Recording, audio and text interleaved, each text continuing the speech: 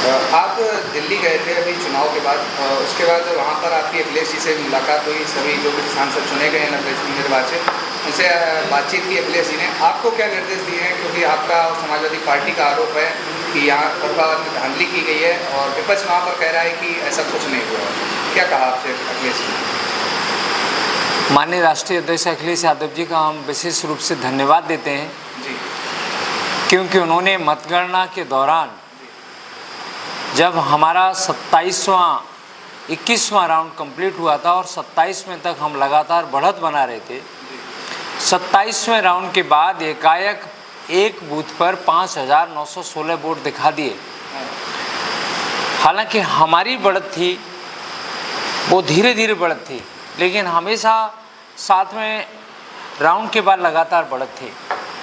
और जब मैंने और हमारे समाजवादी पार्टी के सम्मानित बहुत सारे नेताओं ने इस बात को बताया, तो माननीय राष्ट्रीय अध्यक्ष अखिलेश यादव जी ने अपने एक्स पर ट्वीट किया कि फर्रुखाबाद में धांधली हो रही है। और जहाँ तक है, मैं बहुत बहुत धन्यवाद दूंगा आदरणीय भाभी जी श्रीमती डिम्पल यादव जी को, जिन्होंने भी chief election officer Lucknow Uttar Pradesh को समय समय पर उनके ध्यान में लाने का काम किया कि फर्रुखाबाद में जो काउंटिंग हो रही है वो प्रभावित करने का काम हो रहा है। पूरे प्रदेश में अकेला फर्रुखाबाद एक ऐसा जिला था जहाँ पर इलेक्शन का डिक्लेरेशन 9 बजे के बाद हुआ। रायबरेली में सोचो 3 बजे के आसपास डिक्लेयर हो गया था। और ज़्यादातर जो उत्तर प्रदेश के पार्लियामेंट के इलेक्शन के जो डिक्लेयर थे 5 बजे तक मुझे लग रहा है आते आते ज़्यादातर हो चुके थे। लेकिन फर्रुखाबाद का इकलौता ऐसा डिक्लेरेशन था, साथ में 27वें राउंड के बाद 2 घंटे तक माननीय जिलाधिकारी महोदय सिर्फ बैठाले रहे। हमने हमारे पूछने पर कि अब क्या हो रहा है, अब क्या हो रहा है, तो बस वो उनका एक ही जवाब रहता था कि वो एटा से अभी सीट नहीं आई है इसलिए रोका गया है। जबकि हकीकत में कायमगंज विधानसभा के 18वें बूथ के बाद में 18वें राउंड के बाद 31 राउंड तक लगातार खटाखट पूरा का पूरा सारा का सारा वोट खोल दिया गया। और किसी भी मतगणना हमारे जो एजेंट काउंटिंग एजेंट थे उनको फॉर्म 17C नहीं दिया गया। जब फॉर्म 17C की मांग की गई तो पुलिस बल का प्रयोग किया गया और पुलिस बल के द्वारा हमारे जो काउंटिंग एजेंट थे उनके ऊपर लाठियां भाजने का काम किया गया। तो हम कह सकते हैं कि निश्चित रूप से ये मतगणना में टोटली धांधली होने का काम किया है। हमने माननीय जिलाधिकारी और रिटर्निंग ऑफिसर महोदय को, और उस समय मैं बाहर भी निकल के आया था, पत्रकार साथियों से भी हमने अनुरोध किया था कि अंदर मैंने प्रार्थना पत्र रिकाउंटिंग के लिए दे दिया है, लेकिन माननीय जिलाधिकारी महोदय द्वारा रिकाउंटिंग नहीं कराई गई। जब मेरे द्वारा पूछा गया तो उसका कोई जवाब नहीं था।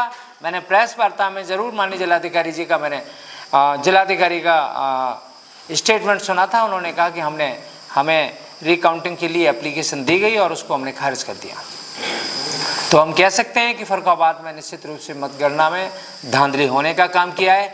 21 राउंड के बाद में जहां तक हमने अपना कैलकुलेशन किया है, हम अपने कैलकुलेशन के आधार पर तकरीबन 7,000 वोट के आसपास से जीत रहे थे। आपको अभी ये लग रहा है कि अगर आप अब जो है अपील करते हैं इलेक्शन कमीशन ऑफ इंडिया से, तो चुनाव दोबारा होगा या फिर मतगणना दोबारा होगी, कुछ होने की संभावना आपको लग रही है क्या? इलेक्शन कमीशन ऑफ इंडिया को मैं 2 बार ईमेल कर चुका हूँ। प्रदेश के जितने भी निर्वाचन से संबंधित अधिकारी हैं उनको ईमेल कर दिया है। और मैं कह सकता हूँ सत्य की हमेशा विजय होती है। बेशक समय लग जाए लेकिन सत्य सत्य होता है। और ख़ासकर मैं फर्रुखाबाद की जनता को बहुत बहुत धन्यवाद दूंगा, जिन्होंने पहले तो इतनी मेहनत की और मेहनत करने के बाद लास्ट में खुद चुनाव लड़ा और इतना बेहतरीन मतदान देने का काम किया। डॉक्टर नवल किशोर साकी को फर्रुखाबाद से विजयी बनाने का काम किया। मैं उन लोगों को भी बहुत बहुत धन्यवाद दूंगा जिन्होंने डॉक्टर नवल किशोर को मतदान देने का काम नहीं किया था।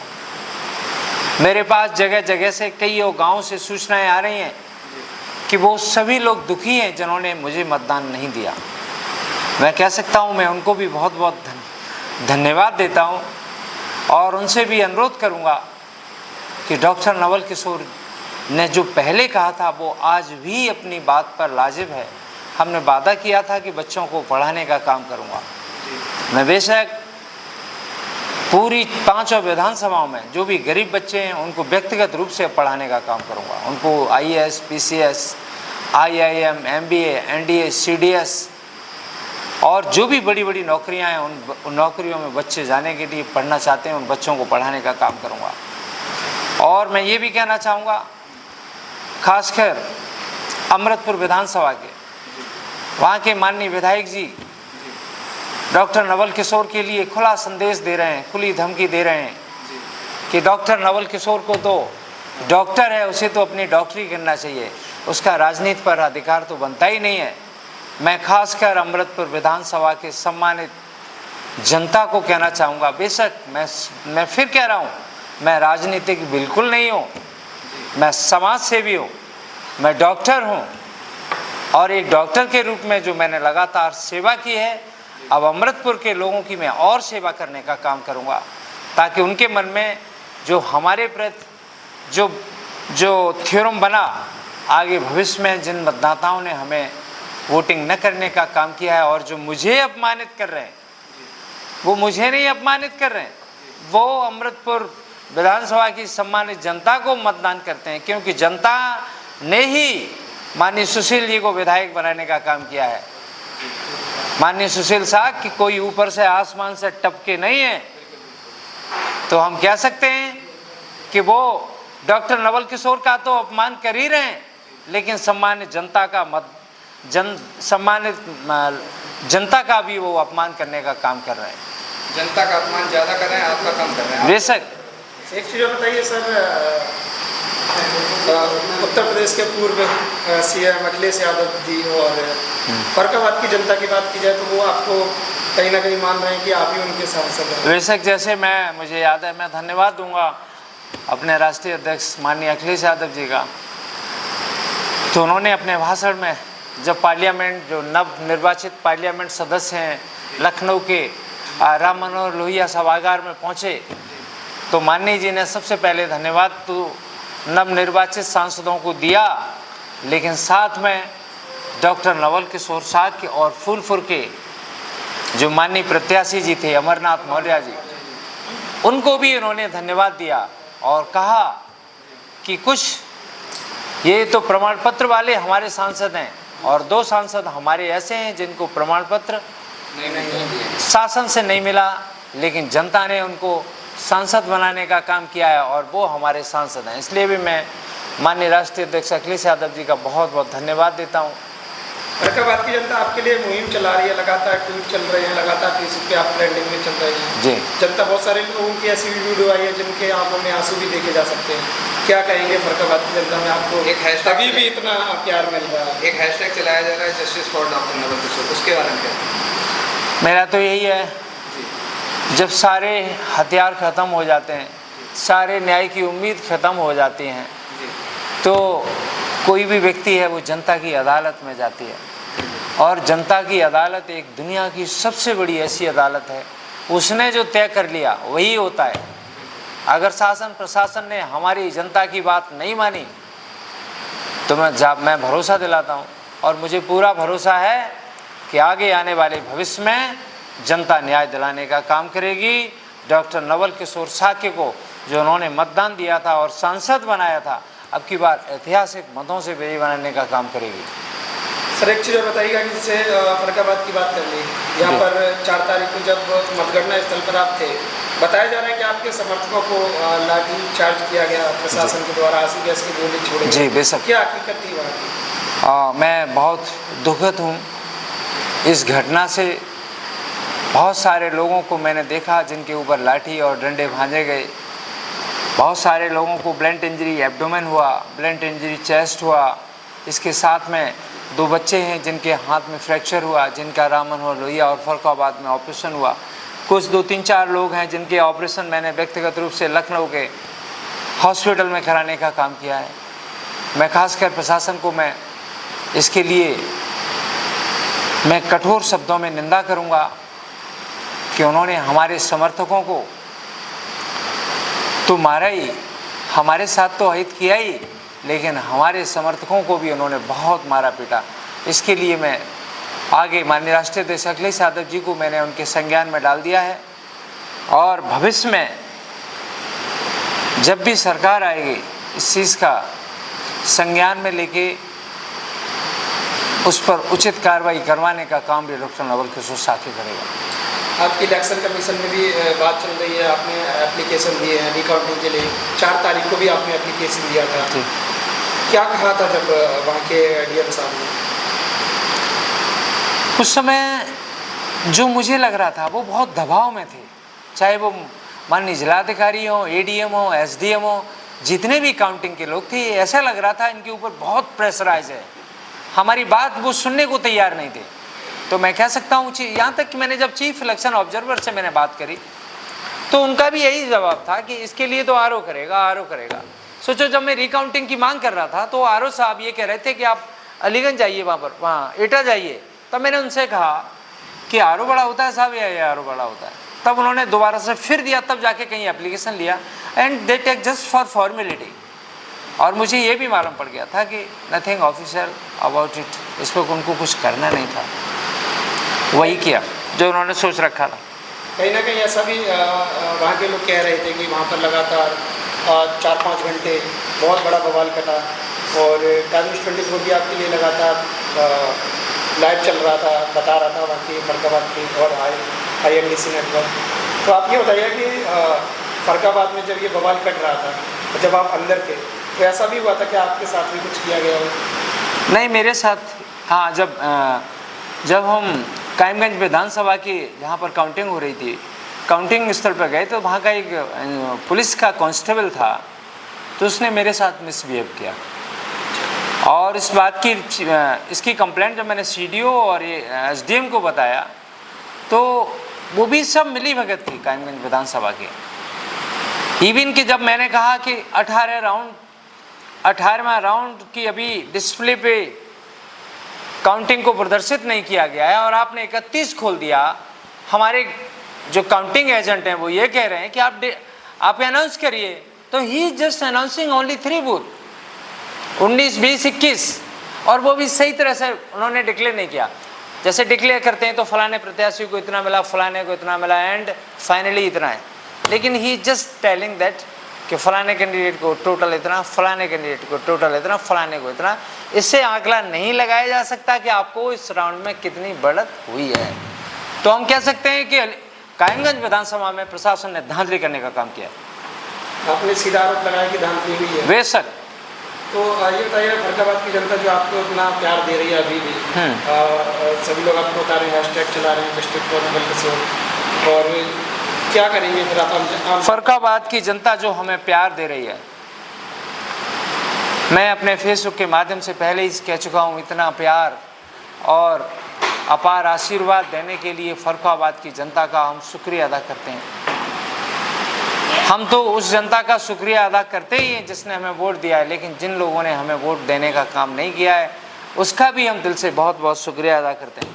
मुकेश राजपूत जी के बारे में क्या कहेंगे? तीसरी बार सांसद यहाँ के बने, और आपके समर्थक कह रहे हैं उनको जो आपको जबरदस्ती हराएंगे उनको सांसद बनाएंगे। मुकेश राजपूत जी के चेहरे से आप देख सकते हो, उनको कतई फील नहीं हो रहा होगा, कतई इंटरनल उनको फीलिंग नहीं हो रही होगी कि हम जीते हुए प्रत्याशी हैं। और जो खुशी किसी की मेहनत की होती है ना, वो उसका चेहरा अलग ही है। मैं कह सकता हूँ कि फरकाबाद के सांसद माननीय मुकेश राजपूत जी सबसे विफल यहाँ के सांसदों में से एक थे, हैं और रहेंगे। ना उनकी कोई आइडियोलॉजी है, ना कोई उनकी विचारधारा है। अच्छा, एक ये भी सुनने में आई थी खबर कि एक बार आपको निर्वाचन अधिकारी ने मतलब ये फाइनल कर दिया था कि आप सांसद बन चुके हैं, आप जीत चुके हैं। हाँ, ऐसा हुआ था या नहीं? जिस राउंड में जहाँ जाता था वहाँ कह रहे डॉक्टर साहब आप जीत गए, आप जीत गए, आप जीत गए। सारा स्टाफ यही कह रहा था कि आप जीतने वाले हैं, आपको कोई नहीं पकड़ सकता। वैसे यहाँ की टक्कर की बात की जाए तो आपको भी पता है कि ये जो सीट है काफ़ी कांटे की टक्कर इसमें लगातार चली। हाँ, ये इस बात का मुझे खेद है कि हम ऐसा परिणाम नहीं जान रहे थे कि इंडिया पाकिस्तान की तरह मैच होगा। हमें हमेशा लग रहा था कि एक तरफा जैसे ऑस्ट्रेलिया खेलती है, इंडिया खेलती है, ऐसे जैसे T20 का मैच होता है, लगातार बढ़त बढ़ती चली है, ऐसा हमारा नहीं हो पाया। इसका मुझे बहुत खेद है। अच्छा, लेकिन जनता का जो भी जनादेश था वो मुझे स्वीकार है। जैसा जनता ने मुझे जनादेश दिया उसका मैं सम्मान करता हूँ। अच्छा, आपको ऐसा लगा था कि चुनाव में कि कहीं ना कहीं आपकी चुनाव में कोई गलती रही है जिसकी वजह से आपको ज़्यादा लीड नहीं मिल पाई है, आप पार्टी के चक्कर पर रहे हैं? अब जब रिजल्ट डिक्लेयर हो गया, बहुत सारी चीज़ें हैं जी, जो हमें मालूम पड़ रही हैं कि उन चीज़ों पर काम किया होता तो हमारा परिणाम और अच्छा हो सकता था। आपके ही पास की थोड़ी दूर की सीट है फूलपुर, और आपकी बात की जाए तो कहीं ना कहीं अखिलेश यादव जी ने भी कहा है कि बिल्कुल सेम मुकाबला हुआ था मतलब, और आपको भी सांसद बताया, अमरनाथ मौर्य जी को भी सांसद जी। बताया, तो इस पर क्या कहेंगे? इस पर मैं अपने माननीय राष्ट्रीय अध्यक्ष अखिलेश यादव जी का बहुत बहुत धन्यवाद देता हूं, और उनका जैसा भी आशीर्वाद रहेगा भविष्य में उनके आशीर्वाद पर चलकर आदरणीय राष्ट्रीय अध्यक्ष अखिलेश यादव जी और समाजवादी पार्टी का जो विज़न है उसको धरातल पर हमेशा लाकर उनके मान सम्मान के लिए जीवन पर्यंत काम करने का काम करूँगा। अच्छा, एक आपकी बार इलेक्शन विधानसभा चुनाव का भी है 2027 में, इसके बाद लोकसभा का है, तो हो सकता है कि आप कोई विधानसभा सीट लड़े? ये चुनाव तो पता नहीं कौन जमाने से आए हैं, और चुनाव तो हमेशा होते हैं इस प्रदेश में और देश में। जी, ठीक है, मैंने यही कहा, माननीय राष्ट्रीय अध्यक्ष जी के हर निर्णय का हम स्वागत करते हैं, और उनका जो भी निर्णय होगा उस निर्णय का हम दिल से स्वागत करेंगे और उनके कदमों पर आगे चलने का काम करेंगे। आपको ज्ञात होगा जब आपके यहाँ जो मामला चल रहा था 4 तारीख को हमीरपुर में रिकाउंटिंग के लिए हाँ कर दिया गया था, वहाँ रिकाउंटिंग हुई और आपके यहाँ रिकाउंटिंग नहीं हुई, ये जानकारी है आपको? हाँ, मालूम है। तो इस पर प्रशासन के द्वारा क्या कहेंगे? वहाँ पर रिकाउंटिंग कराई गई और आपने यहाँ पर मांग की तो आपकी मांग को खारिज कर दिया गया। अब इस बारे में हमारा तो यही कहना है कि रिटर्निंग ऑफिसर को करना चाहिए था, जो एक कैंडिडेट्स के जो राइट्स होते हैं उन राइट्स को पूरा करना चाहिए था। तो कहीं ना कहीं आप अपने आप को एक फरकाबाद की जनता के लिए कहीं ना कहीं एक मान सकते हैं कि आपको अच्छा समर्थन मिला, और आपके आधार पर और आपकी पार्टी के आधार पर आपको लोग सांसद मान रहे हैं, तो ये बात ठीक है? बिल्कुल, जनता ने जनादेश दिया है। आज जिस भी ऑफिस में चला जाऊँ लाइन लग जाती है, भैया सब रो रहे हैं, लोग देख रहे हो मेरे प्रशंसक का क्या हाल है, मेरे भी आंसू आने लगते हैं। और मैं कह सकता हूँ कि कल दिल्ली जाने के लिए हम लोगों ने यात्रा का प्लान किया था, लेकिन 60 साल के लोग कह रहे मैं डॉक्टर साहब चलूँगा, 70 साल का आदमी कह रहा है मैं चलूँगा। मैं गर्मी को देख के मैंने कहा किसी को डिहाइड्रेशन हो जाए, एक नई आफत और लग जाएगी, तो इसलिए स्थगित करना पड़ता। तो इसलिए मैं कह सकता हूँ कि जनता ने मुझे बहुत प्यार किया है, आशीर्वाद दिया है, और उनके प्यार और आशीर्वाद के लिए मैं बहुत बहुत शुक्रिया अदा करता हूँ दिल से, और उनका हमेशा सम्मान करूँगा। आपका अगला कदम क्या होगा? जो लोग ये कह रहे हैं कि डॉक्टर नवल किशोर को राजनीति नहीं करनी चाहिए, खासकर मैं उनसे कहना चाहता हूँ, मैं राजनीति नहीं कर रहा, मैं तो डॉक्टर हूँ, वैसे ही समाज सेवा का है। इस चुनाव में इन्हें ये और सिखा दिया कि हमने जो समाज सेवा की है अभी लग रहा है कहीं ना कहीं कमी रह गई, तो अपनी समाज सेवा को मैं और बढ़ाने का काम करूँगा ताकि जो कमी है वो पूरा हो सके। आपने स्टार्टिंग में अनाउंसमेंट किया था कि आपकी जो भी सरकारी वेतन आएगा उसको आप गरीब बच्चों में, मैं अब कह रहा हूँ, पढ़ाई के लिए आप समर्पित करेंगे पूरी। तो अभी आपने अभी बताया, मैं अभी भी कह रहा हूँ, मैं आज भी कह रहा हूँ, आपके एनडी की INDC टाइम न्यूज़ 24 के माध्यम से मैं कहना चाहता हूँ, अकेले फरुखाबाद ही नहीं, आसपास के जितने भी ज़िले हैं, कोई भी गरीब बच्चा होगा उसको पढ़ाने का काम डॉक्टर नवल किशोर साहब के करेगा। चलिए, बहुत धन्यवाद। किस चलो।